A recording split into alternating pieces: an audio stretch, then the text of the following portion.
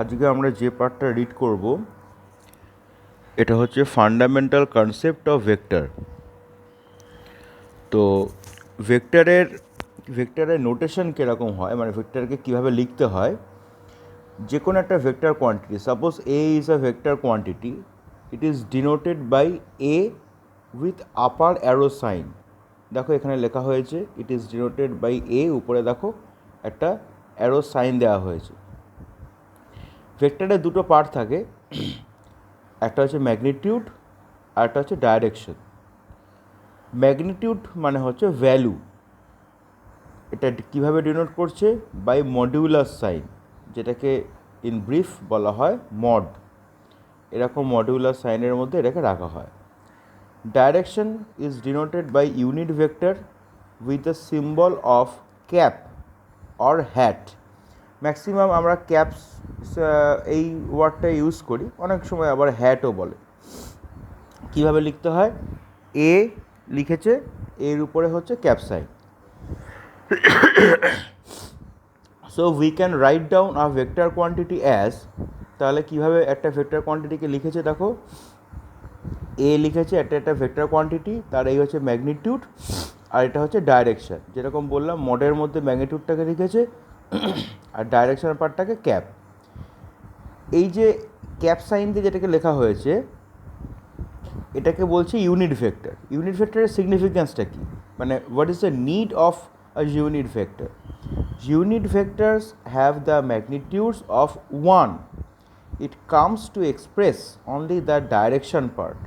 Unit ভেক্টরের main utility হচ্ছে, unit ভেক্টরটা কোন কাজে লাগে? ইউনিট ভেক্টরের কাজ হচ্ছে শুধুমাত্র ডাইরেকশন পার্টটাকে সিম্বলাইজ করা। এবার তিনটে 3 ডাইমেনশনাল কনসেপ্টে যে তিনটে অ্যাক্সিস থাকে, X axis, Y axis, Z axis, along 3 axis the unit vectors are I cap, j cap and k cap along x axis, y axis and z axis respectively. দেখো এখানে খেয়াল করে তিনটে যে অ্যাক্সিস রয়েছে, এক্স অ্যাক্সিসে I cap, Y অ্যাক্সিসে J cap আর জেড অ্যাক্সিসে কে ক্যাপ। কীভাবে utility? Let a person walks along plus X axis, মানে পজিটিভ এক্স অ্যাক্সিস বরাবর একটা লোক হাঁটছে। কতটা হেঁটেছে? না 5 metre.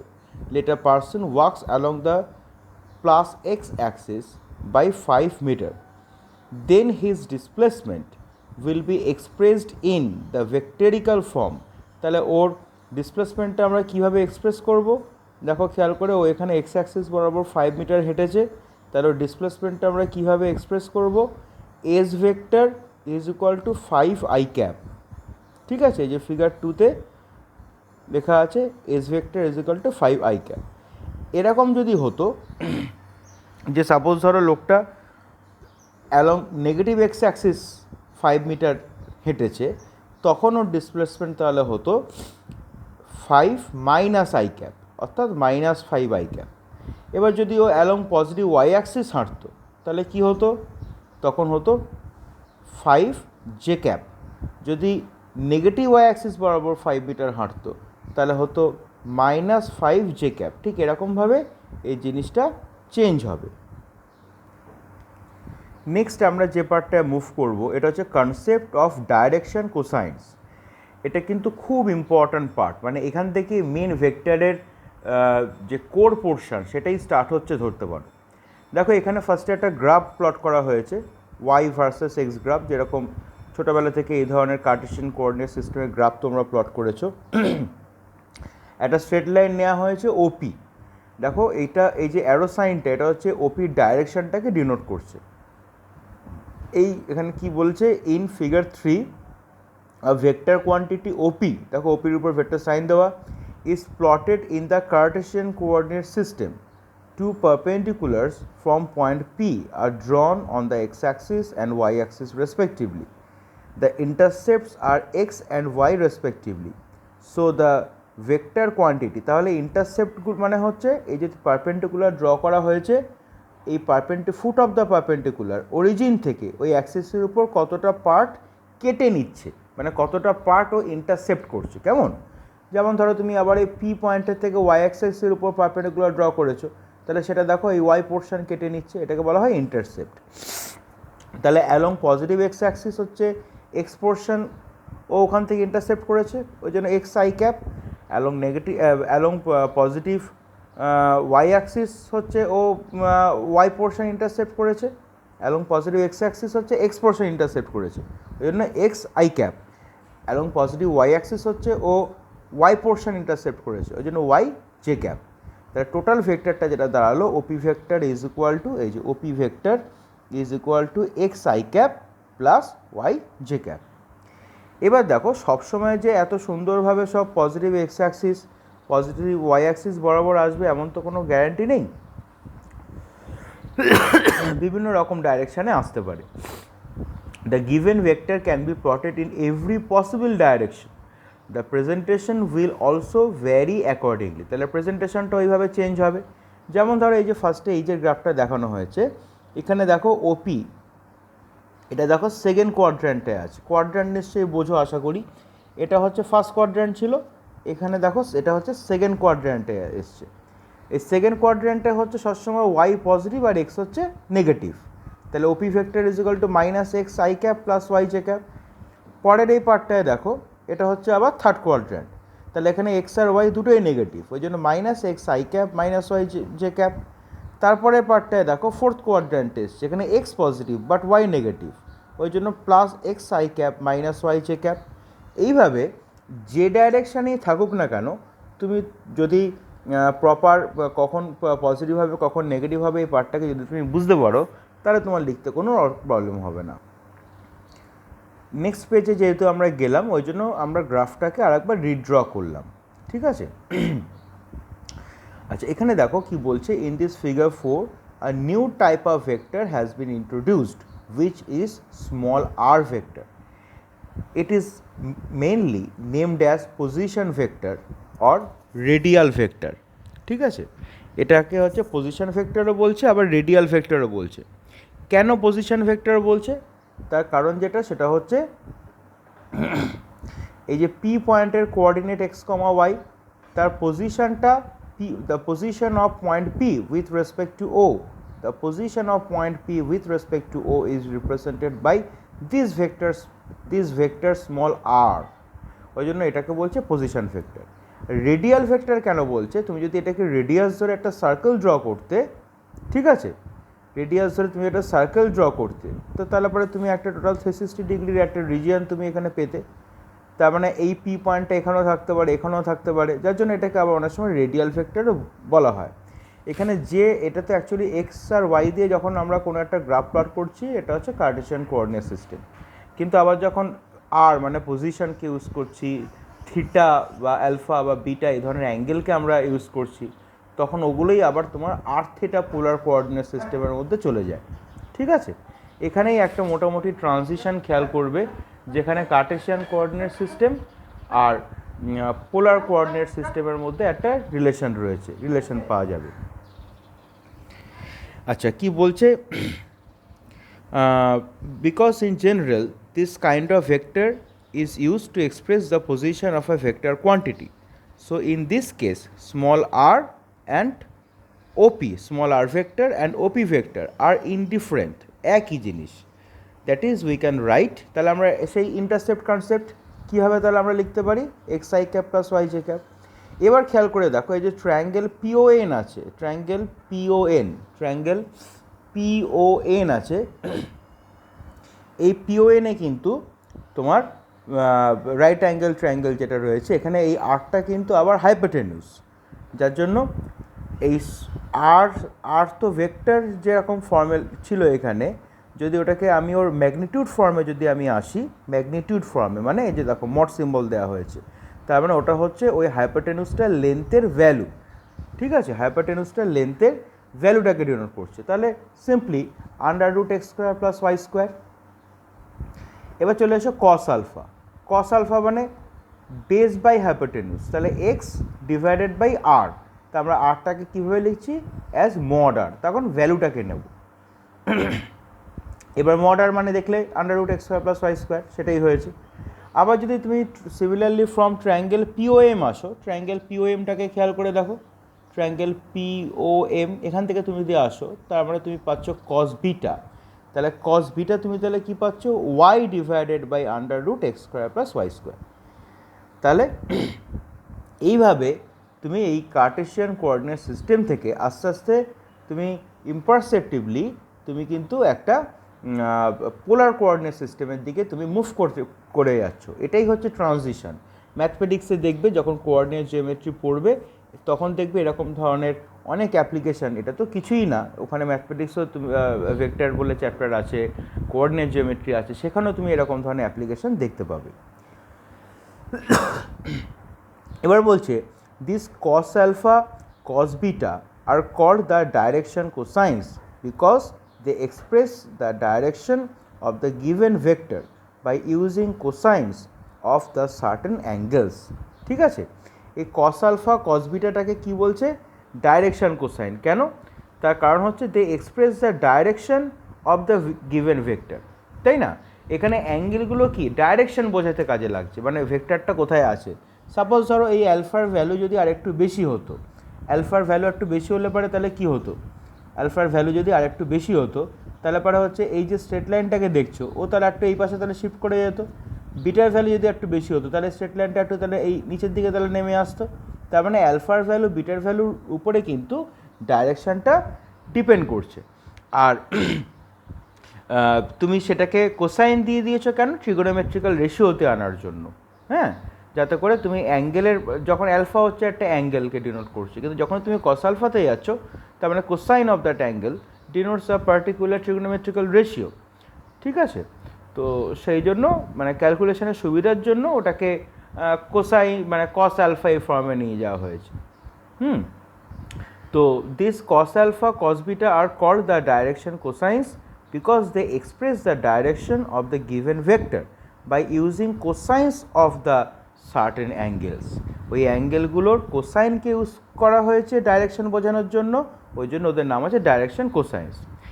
So the final outcome stands as, তাহলে আমরা ফাইনালি কি এখান থেকে জিসটা পেলাম, if a vector is given in the form of small r vector is equal to xi cap plus yj cap, then its basic mathematical characteristics, তাহলে ওর basic mathematical characteristics তাহলে কী হবে, magnitude যদি আমি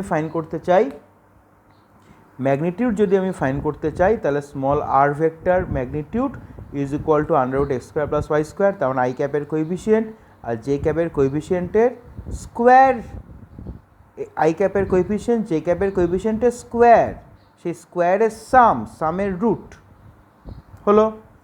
ডাইরেকশন কোসাইন্স পেলাম cos alpha X by under root this, cos beta Y by under root this, তার মানে তুমি actually যেটা পেলে সেটা হচ্ছে ডাইরেকশন কোসাইন। তুমি তাহলে কী করে পেলে, কস আলফা, অ্যালফাটা হচ্ছে এখানে এক্স অ্যাক্সিসের সঙ্গে ভেক্টরটা যে অ্যাঙ্গেলটা তৈরি করেছিল, angle made by the vector quantity with the X axis, তাহলে সেই অ্যাঙ্গেলের কোসাইন যখন করতে হবে তাহলে তোমাকে হচ্ছে আই ক্যাপের কোএফিসিয়েন্টটাকে নিতে হবে, মানে ওর এক্স কম্পোনেন্টটাকে নিতে হবে, নিয়ে divided by magnitude of the vector. ঠিক সেরকমভাবে কস বিটা, এখানে বিটাটা কি, angle made by the vector with the Y axis, তাহলে সেক্ষেত্রে তখন তোমাকে ওয়াই কম্পোনেন্টটা নিতে হবে ডিভাইডেড বাই মড ভ্যালুটাকে নিতে হবে। এবার এখানে ইনভার্সকে যদি আমরা ইউজ করি, ইনভার্সকে ইউজ করলে পরে আমরা অ্যাঙ্গেলটাকে ডাইরেক্ট পেয়ে যাব। যেমন ধরো কস অ্যালফা আমরা যেটা পেয়েছিলাম, যদি অ্যালফার ভ্যালু ফাইন করি তাহলে cos inverse X divided by under root X square plus Y square. ঠিক আছে, বিটাও এইভাবে পেয়ে যাবো। তো এক্সামে না তোমার অনেক সময় কিন্তু এরকম মানে হয়তো বললো যে ফাইন দ্য ডাইরেকশন কোসাইন্স, তাহলে তুমি কস আলফা কস বিটার ভ্যালু ফাইন করলে। এবার ধরো তোমাকে বললো যে find the angle made with the X axis, তাহলে তোমাকে অ্যালফার ভ্যালু ফাইন করতে হবে। Find the angle made with the Y axis, তাহলে তোমাকে বিটার ভ্যালু ফাইন করতে হবে। একটু পরেই দেখবে আমরা 3D কনসেপ্টে যাব, তখন fine the angle with the Z Axis, তখন তোমাকে গামার ভ্যালু ফাইন করতে হবে। ঠিক আছে, as for any vector quantity, এই জায়গাটা একটু খেয়াল করো ভালো করে, as for any vector quantity vector is equal two magnitude into direction, direction মানে কিন্তু আবার ইউনিট ভেক্টর। তাহলে ডাইরেকশনটা আমরা তাহলে শুধুমাত্র কী করে পাবো, if we divide the vector by its own magnitude. দেখো ভেক্টরকে যদি ওর ম্যাগনিটিউড দিয়ে ডিভাইড করি ভেক্টরকে যদি ওর ম্যাগনিটিউড দিয়ে ডিভাইড করি, then we can get the direction, that is the unit vector. This two things are similar, একটু আগে যেরকম বলেছিলাম। So in this case direction or unit vector কী করে পাবো? ভেক্টরকে যদি ওর ম্যাগনিটিউড দিয়ে ডিভাইড করি, তাহলে এখানে ভেক্টরটা হচ্ছে আর, ওকে ওর ম্যাগনিটিউড দিয়ে ডিভাইড করছি, মানে স্মল আর ভেক্টর মড দিয়ে ডিভাইড করছি, তাহলে গোটা ভেক্টরটাকে ওর মড দিয়ে ডিভাইড করলাম, আমরা পেয়ে গেলাম ইউনিট ভেক্টর। ঠিক আছে, এটাকে যদি নিজের মনে হয় এই ফর্মেও রাখতে পারো, আর যদি মনে হয় এটাকে একটুখানি ডিজাইন করবো তাহলে এই ফর্মেও আনতে পারো। ঠিক আছে, কোনো অসুবিধা নেই, এই ফর্মও যা এই ফর্মও তাই, আলাদা কিছু না। আই ক্যাপ আর জে ক্যাপটাকে একটু আলাদা আলাদা করে লেখার জন্য এই ফর্ম্যাটটা আমরা এসেছি। এবার একটা এক্সাম্পল, নিউমেরিক্যাল এক্সামে কীরকম আসবে দেখো, তো একটা সিম্পলেস্ট ফর্ম। আর ভেক্টর ইজ গিভেন অ্যাজ, একটা ভেক্টর দিয়েছে এখানে, দেখো একটা পরিষ্কার বোঝাই যাচ্ছে এটা একটা ফোর্সের ভেক্টর দিয়েছে, 2i cap minus 5j cap Newton.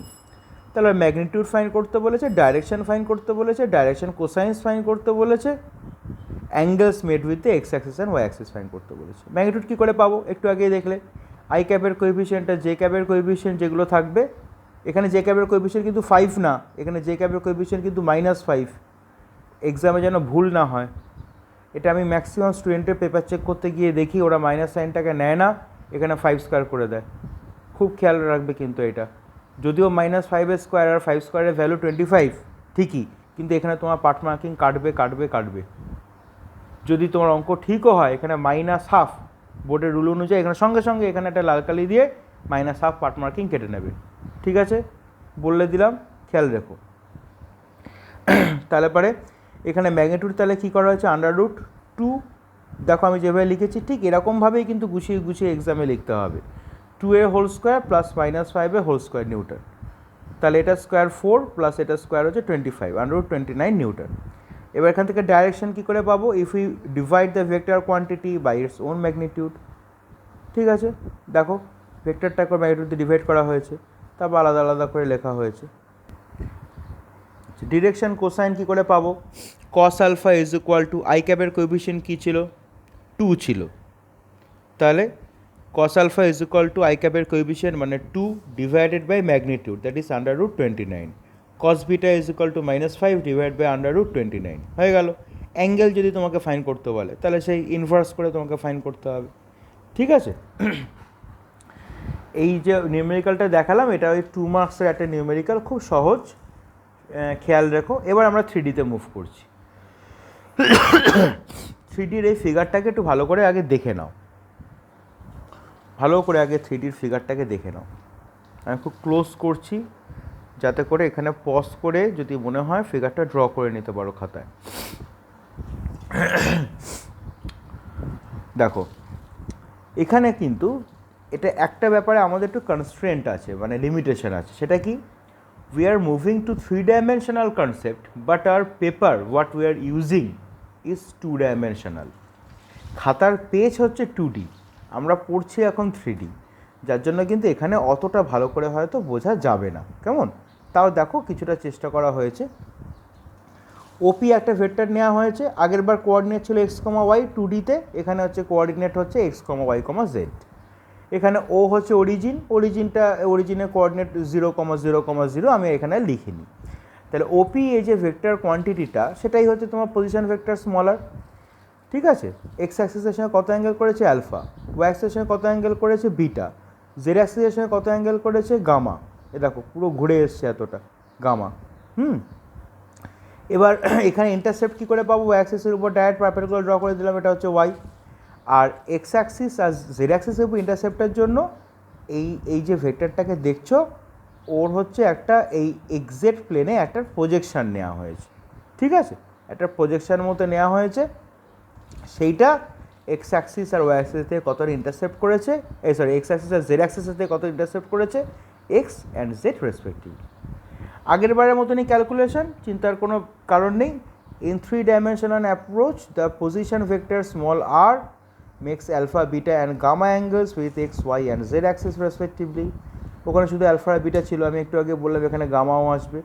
The corresponding intercepts are x, y and z. So in the similar way we can get, আগেরবার ছিল শুধুমাত্র √x² + y², এখানে একটা জুড়েছে শুধুমাত্র জেড স্কোয়ার, একই সেম ক্যালকুলেশন। ডাইরেকশন বা ইউনিট ভেক্টর কী করে পাবো?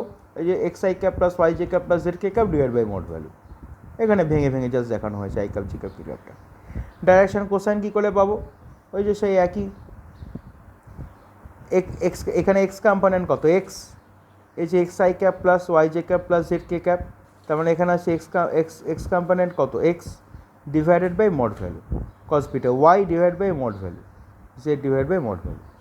আর একটা জিনিস একটুখানি খেয়াল রাখবে, যে সেটা হচ্ছে এই যে cos alpha cos beta cos gamma আছে না, ডাইরেকশন কোসাইন, এগুলোকে না এল এম এন দিয়ে রিপ্রেজেন্ট করা হয়।